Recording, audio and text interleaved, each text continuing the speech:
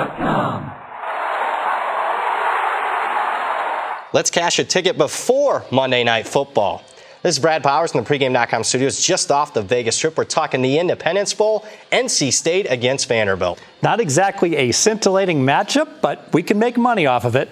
Who do you like? Got Vanderbilt plus the points. That's right. We're going to take Vanderbilt plus 4.5 here. And what we have is a disregard for the improvements Vanderbilt's offense made, especially late in the season. You can look at their games against Ole Miss and Tennessee. This offense had a combined 1,089 yards. To put that in perspective, this was a terrible offense prior to that. Young team got better, especially late in the year, not getting enough respect in the markets. That's why we're taking Vanderbilt plus the points. Talk to me about Vandy's hot quarterback. Yeah, Shermer is the name, and you look at those two games, 689 yards passing, 4 touchdowns.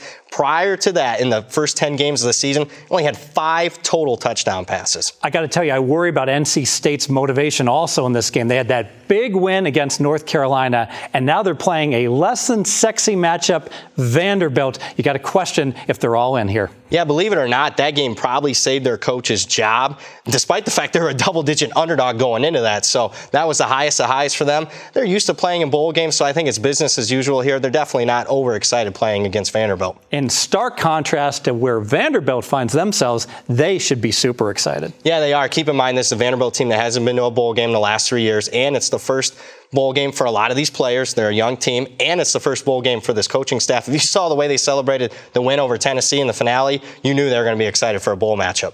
Your second key handicap. Second main handicap is we have a hidden deep dive stat here that's not going to get a lot of play. But what we have here is Vanderbilt red zone efficiency, best in the country on defense, number 2 in the country on offense. Basically, this is a team when there's limited scoring opportunities, and that's probably going to be the case here. The total's priced in the mid-40s.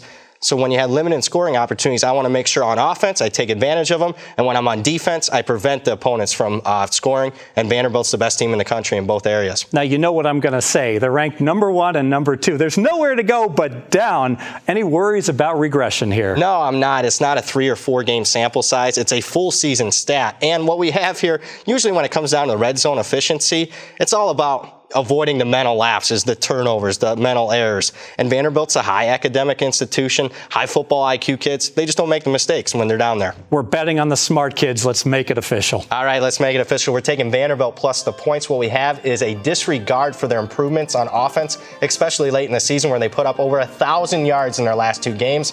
And also we have a hidden deep dive stat that benefits us. Vanderbilt among the best in the country, both on offense and defense in the red zone. Add it all up, we're taking Vanderbilt plus the points.